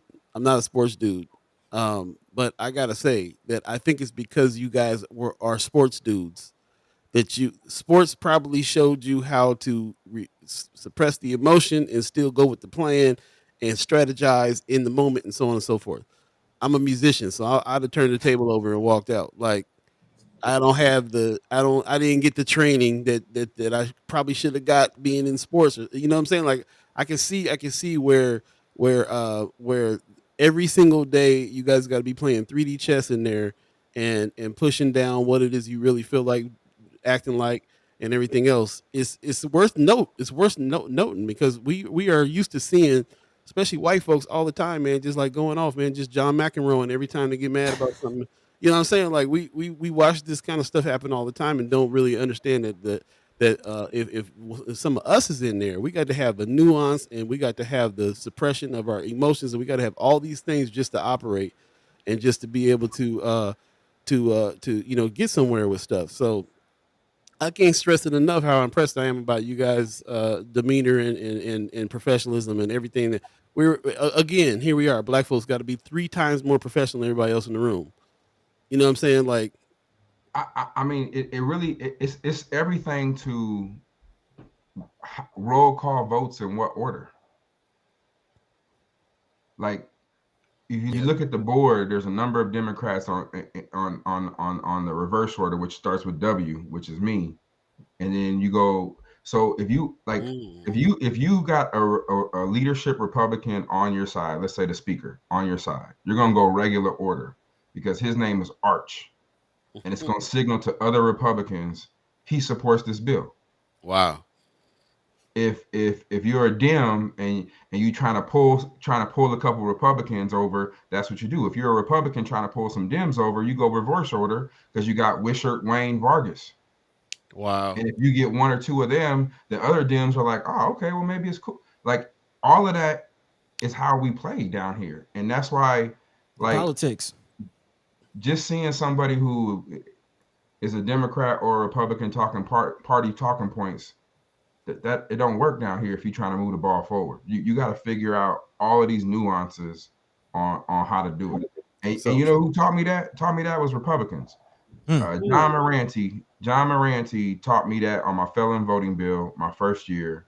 He would rotate community votes in the committee, and he would start with certain people to make sure votes went a certain way. And my felon voting bill got out of committee, got all the way through, and it got vetoed by the governor my first year. And John Moranti never voted for my bill, but he's the reason why I got through. Wow. Learn to play the game from where we got to learn it from. Right. I know you guys got a long day coming up, but before we get to that, I do got to have. No, we got recess today, brother. We kicking it. Oh, okay. Oh, okay. As he sips the tea. That's what's up. We gotta get some comments on the vetoes, man. Yeah, The governor's vetoes that just went down. We didn't 40 million. We didn't get into it, the article quite yet with the Chad Chimers, but can we do a little review of that and then speak to the vetoes if you would? Well, McKinney ain't talking because none of his stuff got vetoed. Only my stuff did. Well, let's start with that, Brother McKinney. What stuff didn't? What stuff of yours went through? Let's start with the positive. I mean, all the North Omaha stuff is safe. Yeah. Go ahead, McKinney. Yeah, the North Omaha stuff is safe. I got some other bills attached to some stuff that ain't got passed yet, so I think those should be cool. I haven't heard anything because they don't cost money, so they should be okay. But that part, yeah, we'll see. Part. What? So when you say the North Omaha bills, which ones are those? Economic recovery stuff. It's straight. Yeah. Okay. All right, Brother Wayne, Senator Wayne, which ones of yours didn't get through? So my PTSD bill. You kidding me? Nah, and so that's the risk I ran by putting it in the budget. For those who are watching, a bill can be vetoed entirely. You can't on a regular bill. You can't partially veto anything. So you either veto the bill or you don't. So I never like putting stuff in the budget because I always have other things in the bill that would help me override. But this year, because of the filibuster, I put PTSD in the budget and it got struck out of the budget. And so I knew that was a concern going in. Basically, the governor said, Wayne, you did too good. You and McKinney got too much money. So we ain't gonna give you no more. Ain't gonna give you all that. But so look, I wear a veto as a badge of honor. I'm a minority of a minority. So if the governor didn't like a bill and I got it to the governor's desk, that means I had to convince a whole lot of folks to get it there. That's a win, yeah. You know, so had 531 not be on final reading, I would probably amend it to 531. But because it's on final reading, I don't want to mess around with it. I still have my PTSD bill, so that's still alive. It's still a priority. So theoretically, I could still probably pass it this year, but we only got 7 days, so most likely it'll pass next year. And the governor said he wouldn't veto my bill if it passes next year. So we've been having conversations, but you know, look, we got a lot of money going into Omaha, and so I'm trying to balance that, and then I'm still trying to attach felon voting rights on the voter ID bill. So again, I got to play chess, right? So do I override the governor and piss off one or two people when I'm trying to pass felon voting rights and attach it to another bill? And all that's got to be weighed in my head and sit down with Senator McKinney over the next 5 days of whether I want to do that or not. Okay, so this article that we got pulled up that's talking about the legislators that are about to try to go battle all the vetoes. That's probably not y'all, right? I don't. I mean, as much as I want it, I don't know if it's worth maybe jeopardizing the felon voting. And I ain't saying 10 million is not enough, But by the time that we get the program set up, it's probably next year anyway. So if we continue to work on it with Charles Drew and build a partnership and get everything done, then it shouldn't. We really shouldn't miss a beat if I pass it next year. Okay, so it's kind of more so just kicking the can down the road type situation. Yeah. Okay. Actually, to that woman in the chat says, I'm concerned that the PTSD bill was vetoed, claiming it will save that huge fund about $10 million. I think that's the $10 million you're referring to. I know we need to have surplus funding, but this is a lot. She also goes on to say, I definitely know people that will prefer to sit up to an extra 2 years if that means they won't be on paper when released. Yeah, So going back to Gemini. And that's the issue in trying to educate folks on that there has to be a high enough number to get folks who will do it. Because that person, and trust me, I represented many of those people. That person who doesn't want to be supervised is the one we need to supervise. Right. That's real. Okay. I follow you. Brother McKinney, what's next? What's next for us as a supporters to do and to help and to watch out for? What's next? I would say next week. I believe 531 to be up sometime next week. Also, Senator Linehan's dyslexia bill. I attached my school hair bill to that. I think that probably come up next week. Then also in the education package, I got another bill that prevents schools from suspending pre-K to second graders. So that all probably come up sometime next week. I think they're all on final. Yeah, they're all on final. So that's probably next. Okay. Well, how many more days we got left in the legislature? I don't know, like 5, 7. I thought y'all be counting the hours down by now. we got like 6 days. It felt like a whole year. But here's the deal, though. 6 days, you said? Yeah, we take a week off. So we'll go Tuesday, Wednesday, I think. And then we take a week off. Tuesday, Wednesday, Thursday. Then we take a week off because the governor has 5 days to veto. And then at that point, if he vetoes anything during those 5 days, we have one final day to override him on anything. Okay. Your internet's tripping a little bit, man. Make sure you got the windows closed on there. I want to jump in the chat real quick before you guys get out of here. Gwen Easter in the chat says, I'm sitting here listening and thinking, I love seeing 4 successful black men making a difference in the legislation. Well, we ain't doing that. 2 successful black men are, but we try. Ain't us. She says, our young black men and women need to know that they can make a difference in the community and bring change and make our community better. Thank you, Miss Easter. I feel the same way. Bob Chapman in the chat said, also, Black Zam 09 says, top of the morning, y'all. Appreciate you. Thanks for coming on in. Rose Review says, hit the like button. Also, earlier, Rose Review said, Two-Face talking out the side of their neck. That's what I'm saying. That's what I saw happen on the legislative floor. Wishy-washy. Man, Von Chapman says, caught up in the middle of this mess are the inmates and their families. Their frustration and mental health during these strange times is recognized by the future leaders who will graduate and leave the state. The mess that is OPS further clouds the hearts and minds of our young folks who look to us to guide them to a better place going forward. The only heroes from the community that the young folks can place their hope and faith in are these 2 senators. Thank you for all your efforts. Our Senator Bixby, exactly, man. I really appreciate that very much. Also, Stephen Abraham asking the question. Go ahead. Yeah, that was. He said, "Are there any funds that can support Charles Drew Health Center in the midst of layoffs? CDHC is the only minority healthcare provider in North Omaha." That's a good question. I know that you guys are working with Charles Drew now, right? Right. So, Brother Kenny McMorris and I are gonna have a conversation today, try to figure out kind of what's going on. I don't know if it's a. Hey, Brother Wayne, you're breaking up pretty bad now. You mind going out and coming back in real quick? Definitely want to hear the answer to this one. Also, Wanda Lewis in the chat says, on those school bills, will it apply to private schools as well as public? If possible, funding will come from some of the same sources. It's a good question too. Okay, brother, we got you back. Let's see where we're at. We're having a conversation today about that and just seeing what the reason is, if it's foundations pulling out or kind of. My fear is there might be some people angry about we setting aside some money for them. Okay. Interesting. Okay, yeah, I appreciate you answering that one. I got to get Cox Cable out here. I see. Okay. Man, yeah, that's the whole thing. It's the whole thing. But, Yeah, we setting up I've been putting together some stuff that we can help everybody who comes on the show with their internet. But yeah, we battling certain areas that don't have that high speed, man, and that's just all there is to it. And mercy to the infrastructure. Yep. Juana Lewis, again, I'm going to reiterate her question. Says, on those school bills, will it apply to private schools as well as public? If possible, funding will come from some of the same sources. Brother McKinney, do you know anything on that? Well, the suspension bill was applied to, I think it's public, it's just public. Private schools is tricky.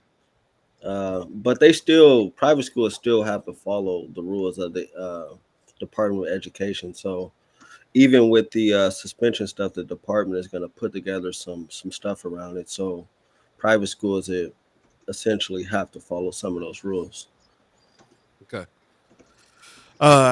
Okay.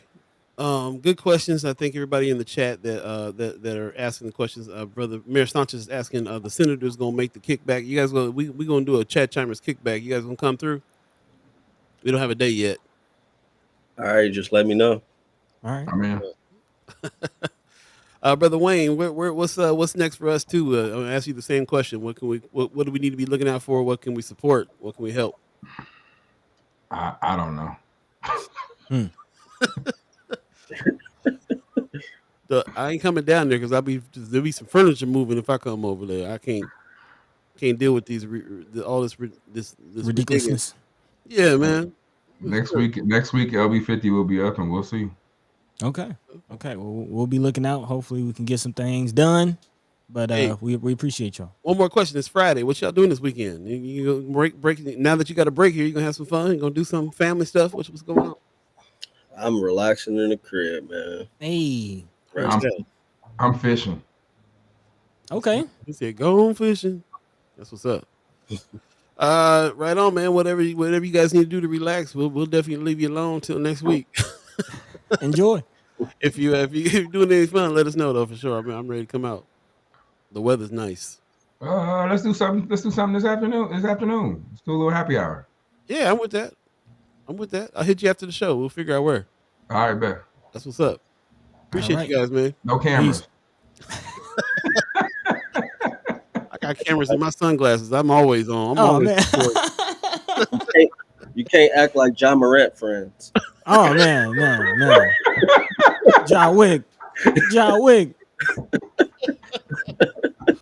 Oh man. Rose Reviews asking Celtics or nah. We can talk about some sports before you get out of here. What's up? I don't see Jimmy Butler losing 4 games in a row. Nah, me neither. I mean, his dad is Michael Jordan. But my daughter likes the Celtics because she got a crush on Jason Tatum. So I don't like the Celtics right now. Well, I don't like nothing because Lakers got swept, so I'm out the whole equation. So, all right, fellas, we appreciate you coming through, man. All right, bro. All right, peace. All right, there you go, ladies and gentlemen. Always a pleasure with the brothers, brothers Senators Terrell McKinney and Justin Wayne. We'll take a quick break and come back and jump into the rest of these stories and have an extensive half today since it is Friday. Yeah, man. And all that good stuff. So stay tuned. You're listening to First Sky Omaha Radio, First Sky Omaha in the morning.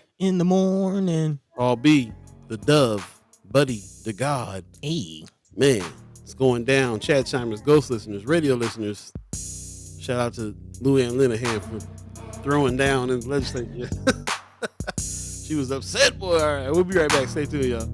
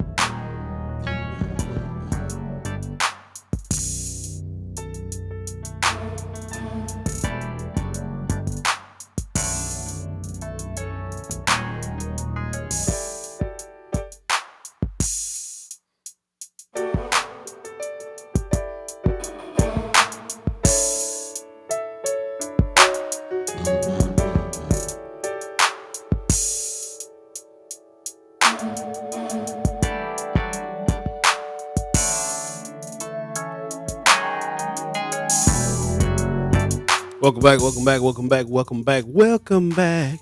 You're listening to First Sky Omaha Radio, First Sky Omaha in the morning. In the morning. Paul B. the Dove, Buddi3 Da Gawd, all Yeah, of man. you chat chimers, ghost listeners. What you gnawing about over there, Amy H. Dot? What you talking about? Yeah, I was kind of curious. What was that in response to? Probably said something crazy, and she was like, "Nah, That's not it. nah, Paul." Alana Lewis saying you can. She says, Paul, you can go to Lincoln and show out. Go ahead and flip that furniture. They never tell us where the protesters originate from. Very true, very true. Maybe that's what's needed. Actually go and physically do all the things that the senators wish they wish they could do. There you go. Like, well, that's him. I don't know why he did that. Be their spirit animal. They'll be we understand his frustration, but not his tactics. It is 8:35 already, ladies and gentlemen. Only got about 25 minutes left in the show. We really appreciate everybody who's joined in the chat and asked those good questions and brought that good information. If you've missed any parts of that interview or the show, you can always go back to Facebook and YouTube and watch the show in its entirety. And when you do, definitely check out the chat, see what everybody's talking about. All the chat chimers chiming up. Today has been a really good day for that as well. So appreciate everybody that's done that. And yeah, man, in the meantime, between time, we're definitely going to have a extensive haps a little later on. So we really want you to get your haps together as well. Let us know what's coming up, what you're going to be doing, even if it's not going out and doing nothing. You watching the ball game this weekend? What's going on? What's happening? Oh, she talking about Celtics. Oh yeah, nah. Yeah, he did say Celtics or nah. She said nah. Okay, Nah. got it. Maybe I'm trying to make way down to Miami, man. I'm trying to, be right near the beach. right near the beach. Yeah, man. Yeah. Okay. Like I said, bro, I wasn't following it in the first place, and then when I found out the Lakers was out, then I really wasn't following it. So I don't know what's happening now. Yeah, I'm kind of with you, man. I'm a LeBron fan, but if I got an excuse to go down to Miami, I'll take it. Okay, that's all right. Miami's in Florida, right? Yeah. Have you ever been to Miami? No, and I ain't going now, bro. NAACP says stay your butt out of Florida. Yeah. Well, speaking of Florida, DeSantis pretty much broke Twitter. Right.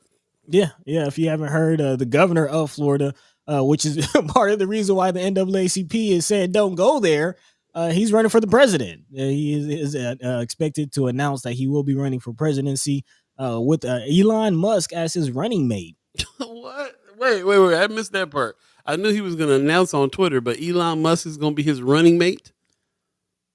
All right, I'm done with Twitter, bro. That's the and let's not even start talking about these the electric cars. I'm done with all that.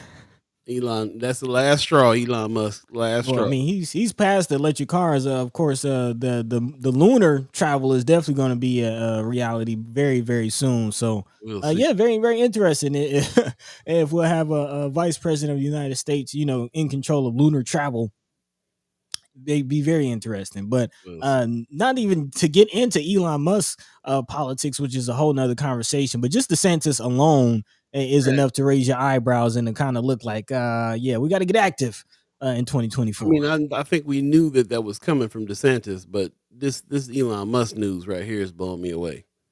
These people are crazy, and Florida can break off into the ocean. Sorry, bro. I know that's where your school, your alma mater is, and everything. It's some craziness that goes out. It's some craziness, but hey. It could be the whole country very soon. Again, DeSantis has flirted with the campaign for president for several months, as you mentioned, taking trips. Actually, I think he was in Iowa. I want to say he came through Nebraska as well, but he went to Iowa, New Hampshire, Nevada. He also leaned heavily into the culture war in Florida, so of course, passing abortion bans, book bans, drag bans, among other legislation focused on conservative priorities. I think there's actually been a few teachers that have been on trial in Florida based on some of the things that they're teaching. So yeah, very, very interesting. And look out. It's ridiculous, man. It's ridiculous. I will say one thing. Trump is beating him right now, though. So So I never would have thought that I would rather see Trump beat this somebody than not. Yeah, I mean that's kind of the nature of the lesser of two evils, Which if you also- will. You know, you're still dealing with evil. But yes, to that point, Trump remains the runner. Actually, is ahead of DeSantis by 30 points. And quite interestingly, he's using DeSantis' own campaign messaging against him. Of course, using personal attacks and his signature disparaging nicknames from Trump. And also, DeSantis is not the only Republican candidate to announce his campaign this week. Also, South Carolina Senator Tim Scott has also launched a bid for the White House in his home state on Monday. I also would like to throw in there that just earlier this week, I believe, there was news broke of a 19-year-old who tried to drive into the White House. He had some Nazi memorabilia and things along with them, and you know there were some threats along to the president. So I'm not sure. You know, and of course, still things are coming out about this insurrection with all of these Republicans coming out of the woodwork. I'm kind of interested in the Trump effect. I don't think it went anywhere. It went underground, and I'm expecting it to make a return very soon. Well, where's the progressive? Where's the independent candidate? The other side. I'm going to ask that question, and then after I get done asking that question, because ain't nobody going to have an answer for me on that. Where's the Democratic representative here? No, the Democrats are not trying to run nobody against Biden, and that's the strategy. That's it. Christy North says this country better wake the hell up. Judy Prinzer, nah. Yeah. Everyone talking about the Cheeto. DeSantis is the one. The Cheeto's still winning right now. Mm-hmm. Juan Lou says the next invasion could be in outer space instead of the U.S. Capitol building. They're trying to ban go-go dancers in Nebraska. A simple Google search would tell them it's not what they think it is. Definitely fully clothed and behave like others in the event of the club. They're using that language. They know what they're trying to ban. What's this? Brother Knight says that U-Haul driver was an Indian from India. That is, white supremacy reaches far and wide. Yeah, apparently to outer space, to the moon and back. But yeah, very interesting that situation. SpaceX. I got friends that work for SpaceX, and they don't sound like they're very confident that he's going to be that it's going to happen. But who knows? Who knows, man? He does. He found a CEO for Twitter. He's backed out of Tesla, so he can put his efforts in obviously politics now and trying to get to Mars and also SpaceX. Yeah, I mean he's been very vocal and expecting that to expand and increase. I tried to sneak for a Sky Omaha show on Twitter last week. Put a couple episodes up. I took it back down. I'm done. I'm done with Twitter. I'm done. Elon Musk. I don't know, man. Brother Knight says that Neely Fuller speaks on that in space. That is. Oh, okay. Yeah. Anyway, yeah. This is some interesting times, and I don't even know what to say about it. Man. They don't even, somebody better step up there. We lived through a time when we were hearing stuff about Obama way, a couple years before he ran. And it was there. I remember the year before he ran, there was like hope in the air that there was some other candidate in the Democratic Party that could do something instead of the usuals. Mm-hmm. Need another Clinton or another Bush. You know what I'm saying? Like, there was that whole thing, like no more Bushes, no more Clintons, and then here's somebody brand new that's coming through. When you felt like that last? That's not. Right. What's the Democrats doing with this strategy of we're not going to run nobody against Biden? Brother Stewart saying it was written as a fulfillment of ideology. These times were expected. Pop says, yes, because of Musk, I ended my year-long Twitter account. I did it when he let Trump back on. Right. I knew then that he was not right. Yeah, we did it too. I remember we got off of Twitter right after he let Trump back on. Then we kind of, then I kept looking and kept dealing with it because it is still like the number one place for news, news is still really centered around there, and so if you're in the game, you kind of got to still see what's up. Then I let myself slip back and start putting some shows on. And I was like, yeah, nah. That's what Mama God is saying. What everybody's thinking about him, but Biden is just too old. That's what everybody's feeling, even in his own party. So why wouldn't they find some new young blood to come and help and get in there? Why is the strategy we're not going to run anybody against? We're going to put all efforts behind Biden. Like, why is that the strategy? When even people in their own party are feeling that way. Yeah, and quite honestly, even if we do stick with Biden, Biden's gonna need some help, man. Now, of course, we've seen how the student loan forgiveness situation is being blocked, and that's just one example. When Biden got in there, they said, well, at least there's the vice president that something happens to Biden. But who has anybody been really pushing Ms. Harris? Nah. No, I think actually that was kind of Michelle's big kind of theory, that she felt that Biden wouldn't even make it through the 4 years. She always said that Biden will only do 2 years, and Kamala will be, kind of the stopgap. But yeah, it's not looking like it. Brother Knight said they want a woman president. I don't see them pushing Ms. Harris though. They're not pushing nobody. They're not. They haven't put anybody up against Biden. I heard that's the strategy. They're not going to run anybody against Biden. They want to back Biden. Don Chapman says not to worry. Elon's venture into politics and space will go up in flames like his Teslas so often do, and like his SpaceX machines do too. That woman says not feeling the ageism. There are people that are old but effective. Yeah, but I don't think it's ageism to say that he's up there in years and ineffective. How old is Bernie? Too old to run, as far as I'm concerned. Bernie will say that himself. He's not running again. Yeah, that kind of window closed, and you feel it. Nobody's feeling the burn anymore.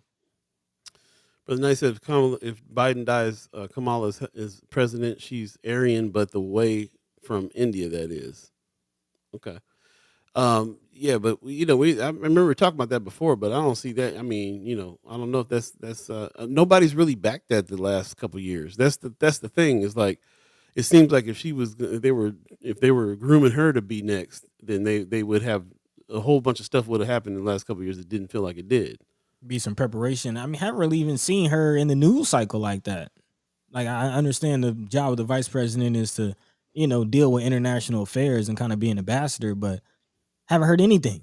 Yeah. I mean, even when Obama was president, we heard a lot about Biden. We heard from Biden a lot. Right. He was definitely groomed.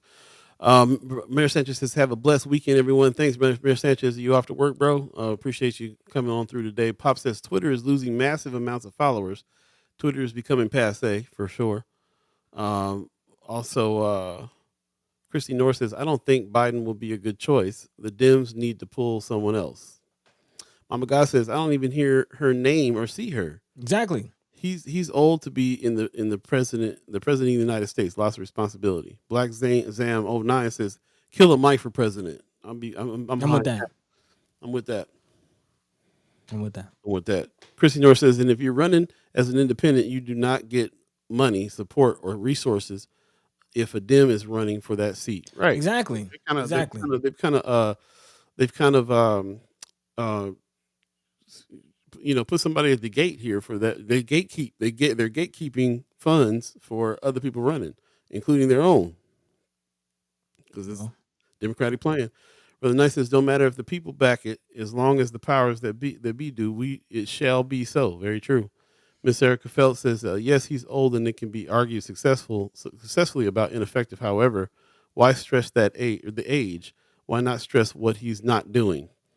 Because he's not. I think that the only reason why I think that people feel like this is too important. This is a very important job, and you kind of gotta be on the ball with it, and so on, and you got to have the energy for it, and so on. I mean, it's just the reality of the situation. There's no way to get around, wondering about whether or not he's going to be able to continue another 4 years in this particular job. Mhm. Also, it's about the imagery. Like, the president is a representation on the international level. Like, if we have an old, frail looking president, then that is going to reflect on how, the country is viewed. Unfortunately, Christian York says I'm going to run for Ripey's seat in 2026. Yeah, you were you were saying you were going Okay. to run. Yeah, we'll have you on and talk a little bit more about what you're gonna do there. Mama Guy says, are you guys on Monday? Good question. So it is Memorial Day weekend. Are we coming on Monday? I'm saying yeah. What are you saying? Yeah. You with it? There you go. Are you with it? Yeah. Okay. You sure? It's up to you, bro. I mean, I'm just one half of the vote. And you know me, I can go either way. To be honest. Do y'all want to do Monday? Do y'all want to wake up and watch, or do y'all want to sleep in? Good question. Yeah, that's a good question. Y'all getting up. You get up early with us, and partly because you guys are getting up for work and stuff like that. So, what do you want to do? You want to take the day off? Let us know. It's 8:50 right now. 8:50. We're gonna jump into some haps here in a minute, and get your haps together. And let Pop says I'm sleeping in. Pop, Okay. you don't care nothing about no Memorial Day weekend. Bob Chapman says the question remains with Biden's is what have you done for me lately? It's always the question. He's done some things. I'm not going to take it away from him. He's done some things. He knew everything he was promising to do. Mm-hmm. But who does? I mean, again, I'm here for this student loan forgiveness. Mm-hmm. I mean, trying to see that through. He should have said that one if he wasn't going to do that one. Well, I mean, he's trying. It's just being blocked. Is he trying though? That's what it looks like. I'll say that. Mr. Eric says, I think age is hitting him hard, but it doesn't hit everyone the same. No, I agree. I mean, he's doing what he's doing now. I'm just saying, we're thinking about the next 4 years. What does that mean? Mm-hmm. Rick Fulton in the chat says, watch for my letter concerning LB 531, which went off the rails and became a wish list for those already with money. Okay. Check it out. Gwen said, yes, do Monday. I love the show. Oh, I appreciate you. Okay, that's one. Mr. Eric Fell says, I'll be up. I'm going to paint the wall for the first time in my life. I need an entire day to mess it up. Enjoy starting it with y'all. Okay. Well, that's two. So it seems like the people want us. Yeah. We'll put a little survey on Friends of First Sky Omaha for those of you that haven't answered yet on that, and let us know. We'll figure it out. Yeah, we need to figure that out because we had a couple guests that we were trying to get on Monday, so we'll see. And now that we're saying that, those guests probably want the day off too. We'll check in with the guests and see what's up. I'll let y'all know. Amy H. said, take the day off, guys. Okay. There you go. Okay. Marion Williams says, I think old age and old ideas are two different things, and I'm most opposed to the latter. I totally agree. Yeah, I definitely agree with that. I like how you put that. Yeah. Yeah. And anyway, I'm ready for independent. So just ready for change, man. Yeah. The pendulum swings. The same old same. Real change. Yeah, real change. Wanda Lewis said, count me in. You talking about for Monday? Yeah, appreciate that. Let's go ahead and jump into some. Matter of fact, before we jump into the haps, just want to check in with you, buddy, on where we're at with our stories. Do we need to do a little lightning round? Everything. That's everything. Got through everything this time? Yes, sir. I like it. All right. Well then, hey, how about we do this, ladies and gentlemen? Time for the haps. What's the haps? What's happening? What's going down? That's right, ladies and gentlemen. It's time for the haps. Time for what's going down. It is Friday, so we can talk about what's going on coming up this weekend. And of course, if you have any haps going on, let us know what you got happening too. Really appreciate everybody that stayed with us here this late in the show. Tamika Johnson says, I'm always up, but what y'all want to sleep in? Yeah, to be honest, we probably won't. We probably won't sleep. Yeah, your body don't let us. Yeah, I get up at 5 a.m. to get ready for this show Monday, Wednesday, Friday. So Tuesday, Thursday, Saturday, pretty much getting up at 5 is what it is. Yeah, we'll jump into some haps and let us know about what's going on with you and your haps as well. I can't stress this enough. I really want to see people come to the Renee Benton concert. This is turning out to be a very interesting show, and also with some history. His brother's from Omaha and went out and did some things in the world, and he's coming back and bringing things back here. And man, he's a world renowned guitarist. It's a night of progressive rock and sophisticated funk is going down. We're stretching the limits with the lights and sounds over at Benson Theater for this one. So definitely come check it out. We're working it. I'm going to meet him today to see what's going on with his team. Hey. So yeah, we'll definitely check out the Renee Benton concert over at the Benson Theater. Go to bensontheater.org for tickets. And this is happening on Saturday night. So yeah, definitely check it out. Saturday night. I think the show starts at 7:30, I believe, or 7 p.m. So yeah, definitely check that out if you can. Really appreciate all the help on that. As a matter of fact, even on a personal level, I really want to try to get this. I met with this brother a couple of times. Very cool dude. Got some good connections and stuff with the musicians around here in town. And I really feel for him. He's spending his money to come down here and really showcase some things and bring some international music scene connection and everything to Omaha. So he's doing some good work. Love if I can have some Chad Chimers and friends of First Sky Omaha support him and come to this show on Saturday night. So check it out if you can. Appreciate that very much. We got a couple more things happening, of course, over at Culture House, man. Art battle is going down. Yes, That's happening tomorrow, May 27th at 6 p.m. Culture House this art battle thing is really, really dope. And it's really like you talking about meeting sets of artists that you didn't know existed in this area. And just it's artist upon artist upon artist you're meeting. And you see what a big scene it is for all kinds of different art. Really makes me see that the art scene in Omaha is a little segregated too. You got the high art scene, and then you got everything else that's going on. So this was representing everything else and the high art scene as well. Just everything. 12 artists, 3 rounds, 1 champion. Very exciting thing happening over at the Culture House. And it's about time for us to have Brother Marcy Yates on again to talk about what's going on over at Culture House. Lots of changes, lots of events, lots of things happening over there. So we'll have him on very soon as well. Yeah, man. Also, on the 4th, mark the date for this, Zachary Bear Hill's 6th annual prayer walk and vigil. For those of you who remember, Brother Bear Hills was killed by police as he was walking from the bus station over to the Speedy Mart. So they're going to rewalk this route, meet us at the bus station at 4 p.m., walk the same route that Zachary took to Speedy Mart for a vigil to remember him and call out police brutality to indigenous peoples. Yeah. Very, very important event. I'm glad they're doing this every year. I would like to see something like this, us walking downtown for Brother Skurlock on a yearly basis. And maybe we can talk to somebody about putting something like that together as well. This keeps Brother Beer Hills on our mind, police brutality on our mind, changes that needs to be happening on our minds, and our relationship with our indigenous brothers and sisters on our minds. And I think it's a very important event. So 4 to 7 on my birthday, June the 4th, 2023. Let's just go ahead and get down. If I haven't already started doing some day drinking, no, I'm just playing. I'm gonna try to get down anyway. Zachary Bear Hills is a very important event. We need to definitely check it out. So please mark your calendars for June 4th on that one. Yeah, man. Also, don't forget, Brother William King, man. He's bringing out one of the all time dope acts in Vogue. I mean, how you gonna mess with In Vogue? Yeah. At the celebration of fatherhood. So that's what's up. Probably went around to ask some fathers who they want to see. Grown folks was like, you can bring In Vogue's fine selves out here. Celebration of fatherhood featuring In Vogue. Also, Melissa Morgan, DJ Reggie C is going to be DJing, and Brother Joshua L. Stupo is going to be hosting. So it's going to be a wild, fun night. The 6th annual Father's Day Festival, brought to you by Omaha Community Broadcasting. And look at all these people that are supporting this. So 95.7 The Boss, Media King, is going down with a couple of at the Orpheum Theater. And the Orpheum Theater, beautiful, beautiful space. I'm glad to see this here. It's going to be a very awesome show because the people at the Orpheum get down. My man Dan Brennan does the sound over there now. He was the guy that did sound for the Slowdown for a lot of years. He's over at Omaha Performing Arts now, so he'll probably be doing sound at the Orpheum Theater. Nice.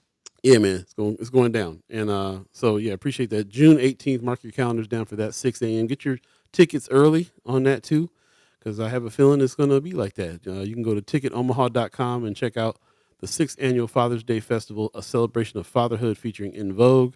Get your tickets now, and we'll see you down there for sure. Celebration. The celebration. More things that are going down. Of course, we got Vicky Young put something in the chat a little earlier about registration for Omaha Days. Was it Yeah. I did see that for the parade. Omaha Days Parade? Okay, cool. So, let's go. Let's see what's going on, man. Little Lucky ain't ready. My Dragonfly ain't ready to be in the parade yet. I'm gonna get her ready for next year though. Okay. But if you guys are want to register for the parade for that, then Vicky Young said hit her up. Let's see. I'm trying to find out if she dropped anything. Miss Young, if you're still in the chat, put where they can go register at for that. Did she say that in her message? I just saw that registration was open. I didn't see a link or anything. Okay, so registration is open for what do we say? Native Omaha Day Parade. Parade. There you go. That's what's up. Yeah, we'll get a hold of her again and see what's going on there for sure. So yeah, definitely check that out. And then of course, we have some events coming over at the Malcolm X Memorial Foundation as well. If I can find what I'm looking for here. Yeah, Freedom Festival is going on. The Omaha Freedom Festival is happening over at the Malcolm X Memorial Foundation grounds. This is the show that night. Music, Soul Child, Life Jennings, Angeline Timeless. You know that these kind of get out there. There's a lot of room out there, but if you want some a place to sit down, some VIP and so on, you might want to go ahead and get your tickets early for this as well. OmahaFreedomFestival.com and check it out. And if you want to do something with the family, then you do that a little earlier in the day. Where is that at? Man, I can't find nothing. I got so much going on. Wait a minute, that's not the one I wanted yet. Neither is that. They got a whole lot going on here for sure. Yeah, I can't find it. I don't know where's that. Interesting. Okay. Well, anyway, yeah, they got stuff going on during the day, like this Juneteenth giveaway, and this is something that you can still do. Brought to you by Union Pacific Quality Clinic, and I'm trying to see where you can. Oh, go to freedomtainment@gmail.com in order to submit the stuff that you guys submit here. So step 1, write a short essay on how having a car would help you achieve your goals. Ask your favorite teacher for a commendation of the award. Send your short essay and teacher commendation to freedomtainment@gmail.com. And of course, they got some student must be residing in these zip codes right here for that. But this is a car giveaway for a student. Award to a senior in high school or a freshman in college that has maintained a 3.0 GPA or higher, along with a teacher recommendation. So that's what's up. They Omaha Freedom Festival got a lot going on, and this is part of it. So definitely check that out if you can. Thank you very much. Vicky Young puts in the registration in the chat, nativeomahadays.org. So if you want to get down, that's what's up. Miss Erica Fell says Morgan Freeman just bought Edge of the Universe. It's closed for redecorating until June 2nd. Yeah. Okay. I found that out last night. I was like, what? That's what's up.